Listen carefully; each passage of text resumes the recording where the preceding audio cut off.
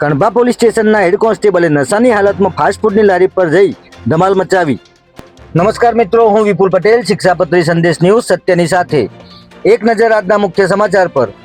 અમદાવાદ ગ્રામ્ય પોલીસ કર્મીના એક પછી એક વિવાદ સામે આવી રહ્યા છે, જેમાં પહેલા બોપલમાં પીએસઆઈ જયેશ કાલોત્રાએ અરજદાર સાથે સામાન્ય વાતમાં અભદ્ર શબ્દો બોલીને રોપ જમાવ્યો હતો, ત્યારે હવે કણભા પોલીસ સ્ટેશનના હેડ કોન્સ્ટેબલ દીપક ડામોરે નશાની હાલતમાં કુવા ગામે ફાસ્ટ ફૂડની લારી પર જઈ ધમાલ મચાવતા ચકચાર મચી ગઈ છે.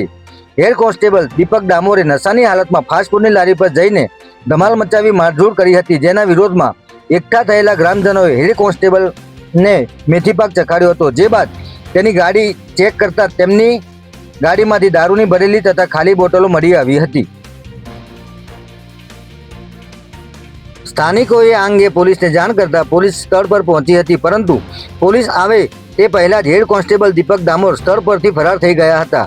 આ ઘટના અંગે કણભા પોલીસ સ્ટેશનના પીઆઈએ જણાવ્યું હતું કે વિડીયોમાં મારામારી કરનાર પોલીસકર્મી કણભા પોલીસ સ્ટેશનમાં ફરજ બજાવે છે. તેણે દારૂ પીધો હતો અને ફાસ્ટ ફૂડવાળાને ત્યાં મારામારી કરી હતી, તે વાત સાચી છે. જેના પગલે અમે ગઈકાલે રાત્રે જ તેની સામે ફરિયાદ નોંધીને ગુનો દાખલ કરી દીધો છે. હેડ કોન્સ્ટેબલ દીપક ડામોર સામે પ્રોહિબિશન અને મારામારી કરવાની કલમો હેઠળ ગુનો દાખલ કરવામાં આવ્યો છે. જય હિન્દ, જય ભારત.